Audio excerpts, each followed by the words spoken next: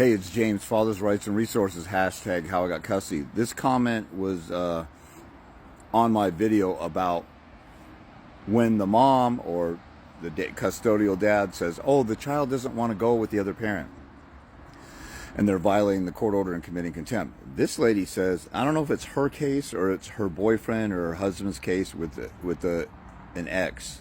I can't really tell, but it sounds like this is the girlfriend or the stepmom, and she's talking about her husband or boyfriend's baby mama drama. And she says the judge said the child doesn't want to go. I can't force him. And she says she's going to look up show cause. The judge is being a PUSSY, or he's lying or full of crap, or the judge, see, you guys are dealing with the culture of the court system, and the culture of the court system says dumb stuff like this. First of all, in every state in the country, you can find case law. Just Google, if you're in Texas, Google Texas Court of Appeals or Texas Supreme Court, Minnesota Court of Appeals, Minnesota Supreme Court. Purpose of contempt, coerced compliance. You will find case law that says the whole purpose of contempt is to coerce somebody to comply. Who is the order between? Does the case say in regarding the marriage of, like my baby's mom's name is Sedaris, so it says petitioner James Christensen, respondent Sedaris Wright. It doesn't say petitioner James Christensen, respondent his daughter. It's between the parents. It's a contract between the parents. It's an order to make the parents follow the parenting plan and the schedule. If your kid doesn't drive, the parent drives the kid over to the house. The parent doesn't go, oh, the child doesn't want to go to school or doesn't want to see the other parent, so I'm not going to make them go. Just like if the kid says, I don't want to go to school, they still drive them to school.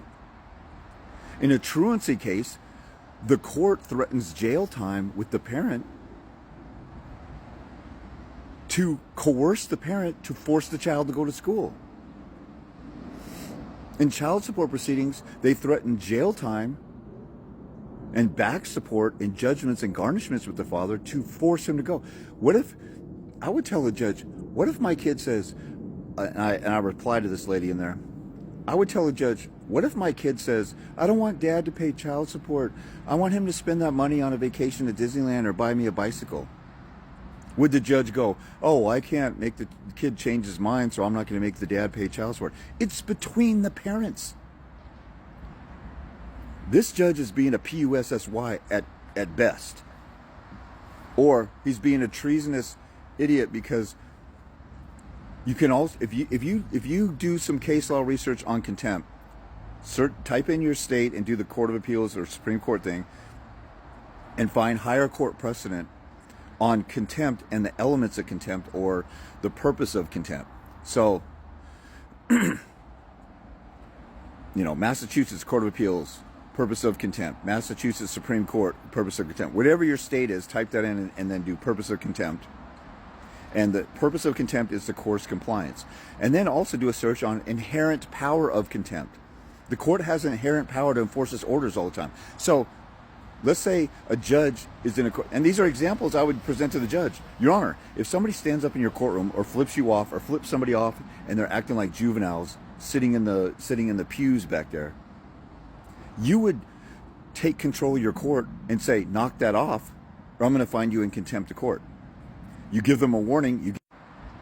If somebody's acting obnoxiously in court, or they stand up and interrupt the court, or there's two teenagers or somebody in the back, or two adults in the back, and there's rivalry or something, and it's a hearing on somebody's sentencing, and one person, their kid is a victim of assault of the other parent's kid, or whatever, and they're looking at each other and they're flipping each other off. You would tell them to calm down, be quiet, and they say, you do it again, I'm going to hold you in contempt. And you throw them in jail for contempt of court. You are coercing their behavior. The court has inherent power to coerce their behavior. When you know law and you know case law or know the court rules and the code of judicial conduct and requirement of a judge, you guys should look that up too. Look up your state code of judicial conduct. A judge must maintain order in the courtroom. A judge must maintain the public's confidence in the judicial system. If I go to court and they order the other parent to give me my child, and the judge says, well, I can't make anybody do anything. First of all, they're lying. Second of all, now the country or the citizens have no confidence in the judicial system. They destroyed the confidence. And so in the Code of Judicial Conduct, in the preamble or the introduction, it says the judges are officers of the court and they maintain the public's confidence in the judicial system. If we don't have a good judicial system, then our democracy fails. We're actually a representative constitutional republic. But the point is, if they destroy the confidence in the judicial system, then our society fails and crumbles. We have to have a sustainable, honest, integrity-filled judicial system, which we don't in some ways. Some ways we do, but it's all up to a judge. So the judge has a duty of care to maintain the public confidence in the judicial system, to keep order, to uphold its orders, to maintain integrity of the courts. If you can't enforce your own order, why do you have orders? Why do we have the orders? And then I would also say, oh, okay, so next time when I have a visit, I just won't bring the kid back for like a month. Because you can't, I'll talk the kid into staying with me, and if the kid doesn't want to go back, I'll just keep the kid because that's what you said. See, when you flip it around and say, Your Honor, last time the kid was with me, he didn't want to go back with the mom, I'll just talk him into not going back, and I'll just keep him for like a month. Since your order says the kid rules and reigns. And think about that. Let's say your kid's 11 years old. So you're a judge with a law degree who was practicing law, and now you're a judge, and you were voted in by we the people to enforce the laws. There's laws on custodial interference in some states. There's laws that say it's in the best interest of the child to have frequent and continuing contact with both parents. California Family Code 3020B. There's a lot of states that say that. Washington RCW 2609002 says the not frequent and continuing contact, but the best interest is normally served when the existing pattern of interaction is maintained. If you were married and living together, the pattern of interaction was 100% with each parent. Now, since that's not going to work out, the next best thing is 50-50.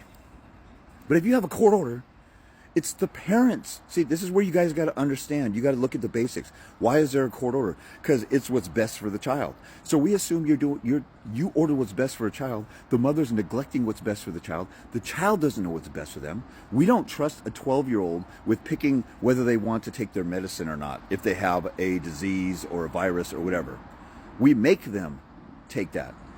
We don't let the child decide whether school is good or bad for them. That's why we have truancy cases. You can get criminally or civilly found in contempt for that, thrown in jail. We don't let children drive until they're 16. We don't let them vote till they're 18. They're incompetent to do this stuff. So you're sitting here saying, you as a judge are sitting here saying, I submit to the will of a 12-year-old? What? See, these are arguments you should be making in court to make the judge look as stupid as possible. This is why I tell you guys to wake the hell up. Now, I'm not attacking this lady, but I'm saying, there's people up here, they don't want to talk to me. They think I'm full of crap because I'm not an attorney or I don't know what I'm talking about. I show you my winning orders, full custody. I won my first contempt. Go look on my flow page. Go look at my winning order. It's just me. I have no attorney. The mother had an attorney. There's a guardian ad litem who was on her side, and I still got her found in contempt. And her sanction $250, and I got makeup time. Go look at my order. Do you trust me? Or can you believe me? Or can you believe these corrupt judges or these corrupt attorneys who created this system where this kind of crazy stuff happens? Make the judges feel stupid. Use their own logic. Oh, so my kid's a rebellious teenager and he plays both parents and he has this rebellious teenager thing where he'll manipulate the parents, and you say you're going to submit to a manipulative teenager. Okay, well, when I get him to be manipulative on my side, I'll just keep the kid for like 3 or 4 months and I'll take him to Disneyland. I could coerce him to want to be with me over the mother. Thank you for clarifying that whatever the child says goes. The court order doesn't mean anything. Parental rights don't mean anything. We let children dictate everything. Can a 7-year-old walk in a tattoo parlor and get a tattoo? Can a 14, 16, or 17-year-old go to high school with an aspirin? No, they got to have like permission from their parent to even do something like that, or bring any kind of prescription drugs to school. No. They got to have a note from the parent. So why are you submitting? If the child knows what's best for the child, why do we have court orders? Let's let this child become a judge. Why don't you step down and retire? You're just saying the child is a genius and knows what's better, and you have no control over the child, and you're incompetent, and the mother's unfit. Actually, if the child was with me, I wouldn't be brainwashed with the child. This is obviously a case of alienation. The children don't reject parents. It's the culture of that home. Who creates the culture? The mother. So it goes back to the mother again. There's way more arguments. Get help from me.